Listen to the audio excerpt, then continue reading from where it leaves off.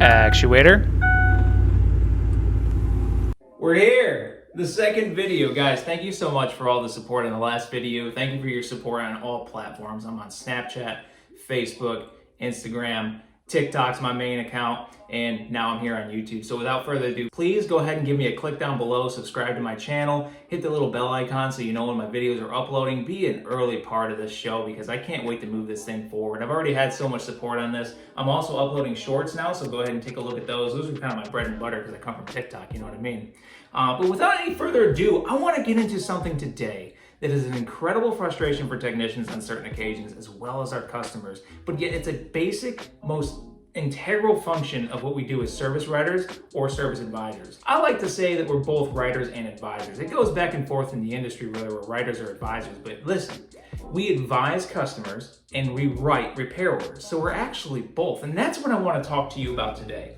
Repair orders. I want to give you some of the best practices that I have found in my experience in the industry working with others and technicians and myself and my customers, and I want to give those to you so that you are able to actually convey a good repair order to your technician. That way you're not calling up later on in the day, hey, so that rattle you were telling about, do you want to tell me what speed that's happening at? That's horribly annoying, and it just shows that you weren't attentive when your customer first showed up. So without any further ado, let's get into it. The very first thing that you're gonna wanna do when your customer pulls in their lane for their appointment or whatever it is, invite them to your desk. Don't do this with them sitting in their car. Invite them to your desk, invite them into your home, sit down and listen. That's all I want you to do. I want you to sit there, you can even lean back, you can be comfortable, and I just want you to sit there, eye contact, and listen to the customer. This is so important. Think about it. Look outside your window, wherever you're at in life right now, look at a car. Can you tell me anything about that car? Can you tell me what's wrong with it? Can you tell me the noise it makes at 35 miles an hour? Can you tell me if it's a concern? You probably cannot do that unless you're like, psychic. So the customer who drives it every day, who owns the car, who knows it better than anyone else, has to convey to you what the concerns are. This is so important. You gotta think, you are the connection. You are bridging the gap. You are the advocate between the customer and the technician. So when you are at your desk and you're listening to the customer, you are the technician listening to the customer. Now, while you're listening to the customer, you wanna have your clipboard or whatever you use to make notes, an iPad, or whatever it is. You're sitting there and you're writing down key notes and things and phrases the customer has said. Very specific things. It makes this rattling noise every time it starts up. I don't know what to do with it. It's been doing it for months now.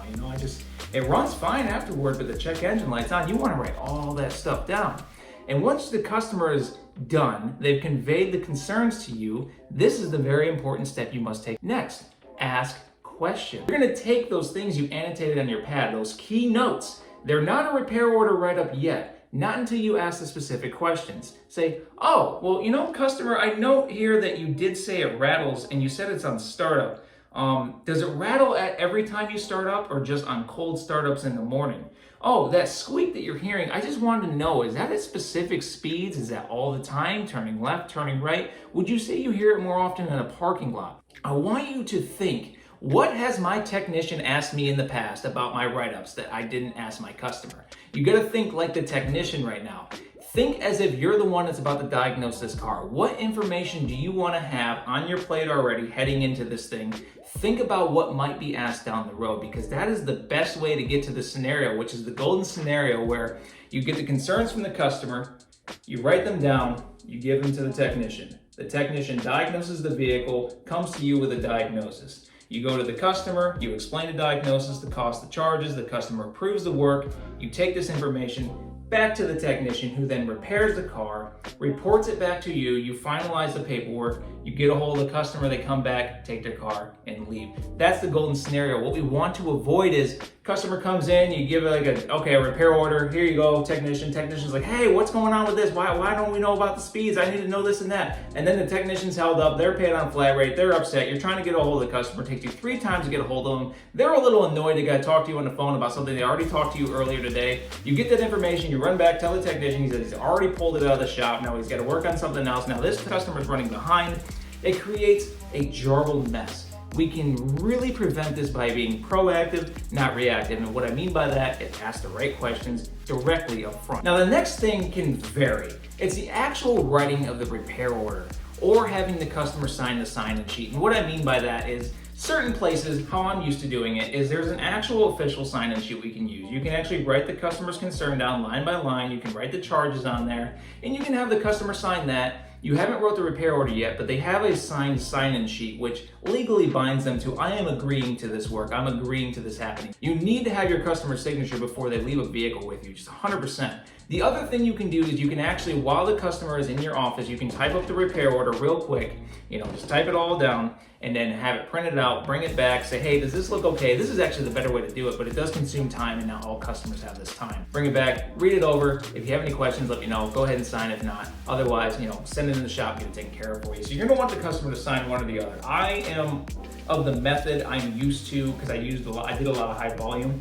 I like to have the customer sign the sign-in sheet. I can, sit down, think it through, write the repair order, print it off, and then send it into the shop after the customer's already on their way. I'm not making them late or anything like that. That's me personally. But a more thorough way of doing this is to write the repair order with the customer right there in the office. That way they read the repair order and say, that doesn't really sound right. You can always edit those things after the fact. So you can go either one of those routes. Now, actually writing the repair order, okay, you're gonna wanna start with customer states. Very basic, right? You can do customer states or CS. I did CS, I used to do customer states. It works either way. It's really preference if you really wanna type out customer states. A lot of DMSs, which stands for Dealer Management Systems, or whatever you're using at your independent shop will already have it automatically blurbed in there, because it's very important to say customer states, because it's just a legal thing. You don't want to be saying something about the customer's car. You want the customer to state what's going on with their car, not the shop. Now, when you actually do the customer's write-up, when you actually are writing down customer states, has a rattle at highway speeds, typically in the afternoon, whatever it is, you want to write it down verbatim the way the customer said it. You can put little add-ins in there, for technicalities to the technicians so that they understand exactly what you're trying to say, but you really want to put down verbatim what the customer says, and here's why. I have seen so many times, and it's happened to me a few times when I was early on in my career. You write down a customer's repair order, you give it to the technician says, I can't find anything wrong with this vehicle. You turn around and tell the customer, hey, it's not happening right now, intermittent issues, come on in and pick it up. If it gets more consistent, let me know. They come in and pick it up and they read their invoice and they say, this isn't what I told you about my car at all. I told you it had a rattle, you're saying it has a bang. You see, very small different variances like this can rub a customer the wrong way, rightfully so. Because if they had their time wasted, they're in to pick up their car that you can't figure out. In their eyes, you don't know how to fix it, even though you haven't found anything wrong yet, because you had an improper write-up. The customer took the time to sit down with you, explain the problems with the car, and then you had the audacity in the customer's eyes to write it improperly in a repair order and waste all this time. And now we're starting to process over, and guess what? The customer is still without a car. So it's very important, verbatim, what the customer says, even if it's silly like whoop whoop noises, whatever it is, that is what you need to put on a repair order to convey to your technician. Now, another thing you want to add to the repair order as you're writing it up is not just the concerns, but any pertinent information. And these are questions that you were supposed to ask. Speeds and stuff like that are important, but also, have you had any repairs done on it recently? Have you had any maintenance done on it recently? This is very important, especially if the customer doesn't have any history with you. You want to ask these questions. Has your battery been replaced? I know you have a no start. Have you done anything with the battery lately? Those are very important questions to ask. So that's pertinent information to have along with the repair order. Now, the other thing you can do is always check the customer's history while you're writing them up. You can say, hey, I'm looking in your history here and it says you have a rattle on startup, but I'm showing a warranty repair and it was internal to the engine. Okay, I kind of know where this is going to go now. I'm not saying that it's caused by that, but it's definitely something we should be annotating here. Or the customer says, hey, every time I'm slowing down, I get this horrible squeal from the rear end, but I just replaced my brakes. And you're looking into history and you say, well, I just replaced your front brakes. Your rear brakes are probably still factory, so that could be it, but let's have a technician take a look at it. It inspires confidence with the customer, and it gives good pertinent information to your technician.